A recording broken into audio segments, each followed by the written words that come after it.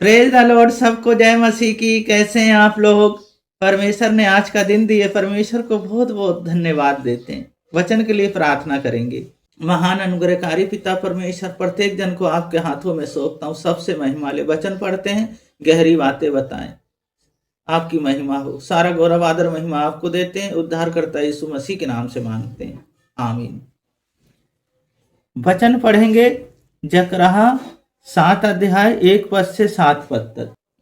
फिर दारा राजा के चौथे वर्ष को की सलेब नामक 9वें महीने के चौथे दिन को यहोवा का वचन जकरहा के पास पहुंचा।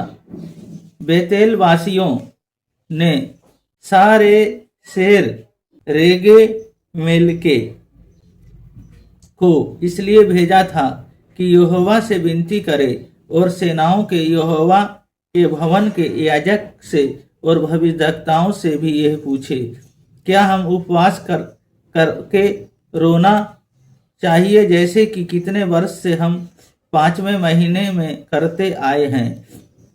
तब सेनाओं का यहोवा ये वचन मेरे पास पहुंचा।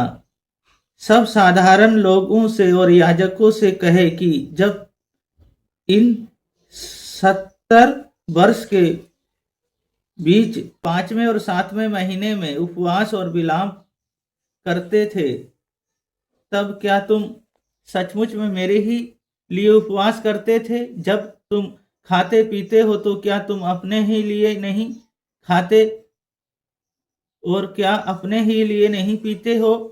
क्या यह वही वचन नहीं जो यहोवा पूर्व का कहता रहा, जब यरूशलेम अपने चारों ओर के नगर समेत चैन से बसा हुआ था और दक्षिण देश और नीचे के देश भी बसा हुआ था। इस वचन को पढ़े जाने को परमेश्वर आशीष दें। परमेश्वर से उपवास रखना। पहली बात, उपवास रखना। जब हम उपवास रखते हैं, उपवास में हमारे ईमानदारी हो, उपवास में हमारे सच्चाई हो, उपवास हम परमेश्वर को खुश करने के लिए रखें। हम पेट भूखा ना रखें पर हमारे अंदर से सामर्थ्य निकले। हमारा उपवास दिखावटी ना हो, परमेश्वर को भावता हुआ उपवास हो, परमेश्वर को पसंद उपवास हो। ऐसा हम उपवास करें तो हमारे जीवन में सामर्थ्य, उनके कार्य होंगे। दूसरी बात है दीन।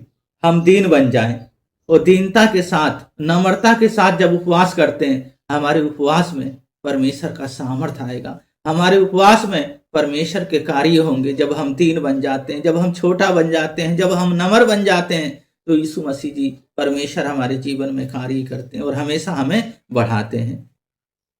और तीसरी बात है सत्य पे चलें। हमारे अंदर झूठ ना हो, हम सत्य पे चलें, क्योंकि सत्य है जो हमें स्वतंत्र करता है, सत्य है जो हमें परमेश्वर से मिलाता है, सत्य है जो हमारे जीवन में हमेशा एक नया कार्य करता है। तो हम सत्य पे चलें।